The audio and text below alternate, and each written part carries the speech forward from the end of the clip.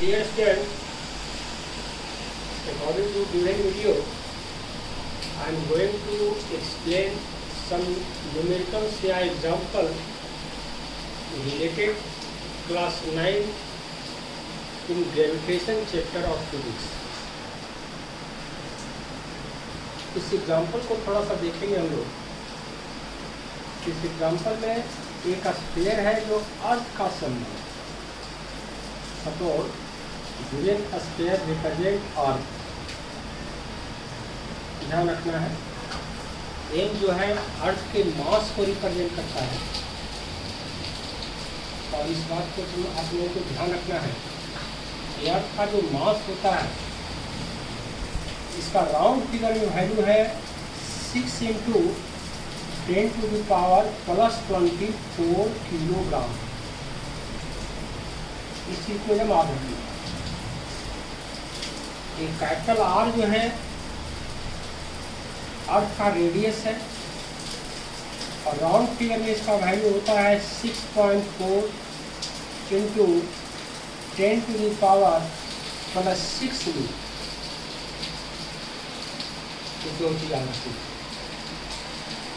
दूसरी बात एक और याद रखना आप लोगों को,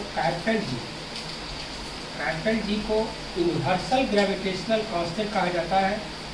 एसआई सिस्टम में इसका वैल्यू होता है 6.67 ×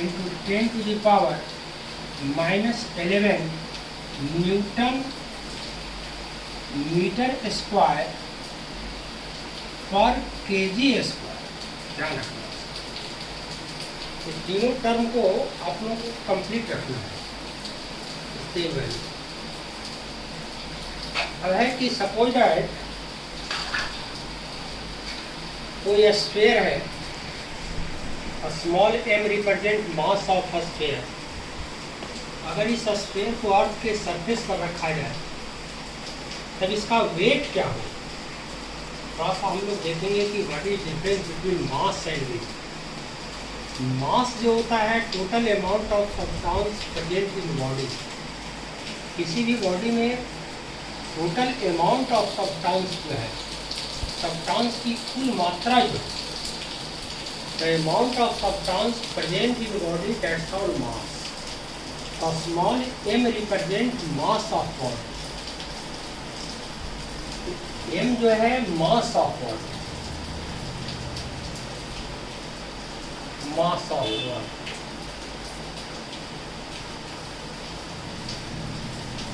इसका वैल्यू हम लोगों को दिया हुआ है 1 kg. अब इस बात को ध्यान रखना है, इस स्फीयर को हम लोग कहीं पर ले जाए, पृथ्वी के सरफेस के किसी भी पॉइंट पर, या इस स्फीयर को यदि मून पर भी ले जाना तो इसका मास चेंज नहीं करेगा. तो किसी भी बॉडी का मास जो है कांस्टेंट टर्म. बॉडी के पोजीशन में चेंजिंग के कारण मास चेंज नहीं करता. इस बात को ध्यान रखना है. मास एक स्टैंडर्ड फिजिकल क्वांटिटी है. किसी भी बॉडी का मास एक कांस्टेंट फिजिकल क्वांटिटी है. बॉडी के पोजीशन में चेंजिंग के कारण मास वेरी नहीं करता है. एसआई सिस्टम में इसका यूनिट जो है किलोग्राम. इसका मेजरमेंट जो है बार बैलेंस से या स्प्रिंग बैलेंस से भी होता है. आजकल स्प्रिंग बैलेंस से मास और वेट दोनों का मेजरमेंट कर लिया. ध्यान रखना है, इस बॉडी, इस स्फीयर का मास है 1 kg. अब सपोज दैट इस बॉडी का वेट हम लोग को निकालना है earth surface. On the surface of earth, if we have find the weight of a sphere, तो वेट भी एक फिजिकल क्वांटिटी है. और वेट का मतलब होता है force of attraction apply bye earth on body. किसी भी बॉडी को अर्थ जिस फोर्स से अट्रैक्ट करता है towards its centre, that force of attraction known as weight of body. इस स्फीयर को अर्थ जिस फोर्स से अट्रैक्ट करेगा, उस फोर्स का जो वैल्यू होगा इस बॉडी का वेट कहलाएगा अर्थ के सरफेस पर. यह बॉडी अर्थ के सरफेस पर रखा हुआ है. तो यदि अर्थ के सरफेस पर इसका वेट का वैल्यू निकालना है तो हम लोग को उस फोर्स का वैल्यू निकालना पड़ेगा जो फोर्स इस स्फीयर और अर्थ के बीच हुआ है, ग्रेविटेशन चैप्टर में हम लोग देखे हैं, इस यूनिवर्स में कोई भी दो बॉडी ड्यू टू मास दोनों के बीच एक फोर्स अप्लाई होगा अट्रैक्शन का, that force is known as gravitation. इस दोनों बॉडी एक स्फीयर और इस अर्थ के बीच लगने वाला जो ग्रेविटेशनल फोर्स होगा, इसका जो वैल्यू होगा capital G, mass of earth first body, mass of sphere second body, और divided by r square. R जो है इस दोनों बॉडी के बीच का सेपरेशन के रूप में लिया है, न कि अर्थ के रेडियस के रूप में।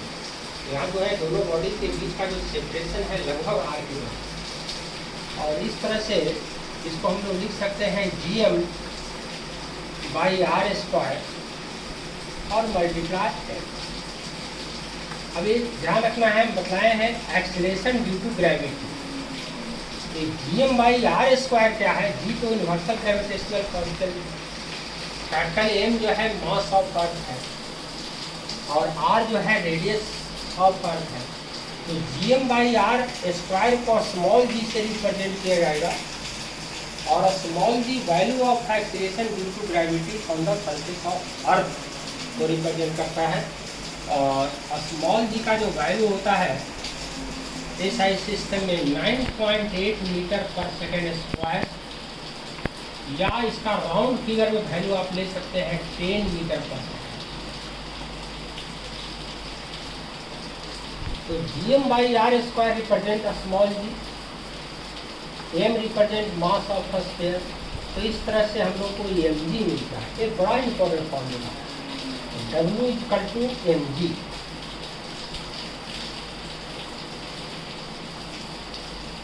तो किसी भी बॉडी का अगर मास दिया हुआ है तो on the basis of given formula we can find the weight of body on the surface of earth. In given example, mass of body is given 1 kg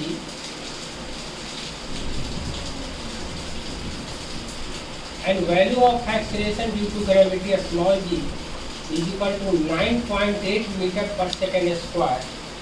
So weight of body on the surface of earth is 9.8 multiplied 1. It means 9.8 kilogram meter per second square. It means 9.8 Newton. अब एक चीज देखना है, ध्यान देना, अगर इसी body का, इसी स्फीयर को मून पर लाया जाए और मून पर इसका वेट क्या होगा, तो ध्यान दीजिएगा, अगर इस बॉडी का weight on the surface of moon पर अगर W1 मानते हो, तो W1 का जो वैल्यू होगा W डिवाइडेड बाई 6 के बराबर होगा। यहाँ W जो है इस बॉडी का वेट अर्थ के सरफेस पर, और W1 जो है इस बॉडी का वेट मून के सरफेस पर। तो किसी भी बॉडी का वेट अगर अर्थ के सरफेस पर गिवन है, तो मून के सरफेस पर फाइंड आउट करने के लिए हम लोग इस फॉर्मूला का यूज करें, क्योंकि मून के सरफेस पर जाने के बाद स्मॉल जी का जो वैल्यू है 1/6 टाइम्स डिक्रीज करें। तो value of W is equal to 9.8 newton. तो 9.8 newton divided by 6 is weight of body on the surface of moon. तो ध्यान रखिएगा, वेट एक वेरिएबल फिजिकल क्वांटिटी है, वेट एक कांस्टेंट टर्म नहीं है। अर्थ के सरफेस पर भी किसी बॉडी का वेट का वैल्यू डिफरेंट होता है डिफरेंट पॉइंट पर। जैसे किसी बॉडी का वेट अगर अर्थ पर निकालते हैं तो मैक्सिमम वेट मिलेगा आपको, मिनिमम वेट मिलेगा आपको इक्वेटर पर, क्योंकि इक्वेटर पर स्मॉल जी का जो वैल्यू होता है मिनिमम होता है। जैसे जैसे इक्वेटर से आप पोल की ओर बढ़िएगा, वेट का वैल्यू इंक्रीज करेगा, क्योंकि जी का वैल्यू इंक्रीज करता है। अगर पोल से इक्वेटर पर आइएगा, वेट का वैल्यू जो है डिक्रीज करेगा। अगर इक्वेटर से फिर पोल की ओर बढ़ते हैं, वेट इंक्रीज करेगा। ये सारे डिपेंड करते हैं स्मॉल जी के वैल्यू। इस तरह से किसी भी बॉडी का अगर मास दिया हुआ है on the basis of given formula, first we can find the value of its weight. weight एक वेरिएबल फिजिकल क्वांटिटी है, डिराइव्ड फिजिकल क्वांटिटी है वेट। एसआई सिस्टम में जो यूनिट फोर्स का है वही यूनिट वेट का है। मतलब है कि वेट का जो यूनिट है एसआई सिस्टम में न्यूटन, तो किलोग्राम मीटर पर सेकेंड स्क्वायर का स्मॉल फॉर्म। वेट का मेजरमेंट हम लोग स्प्रिंग बैलेंस से करते हैं। इस तरह से on the basis of given example हम लोग मास और वेट के बीच एक रिलेशन को भी देख सकते हैं। That's all.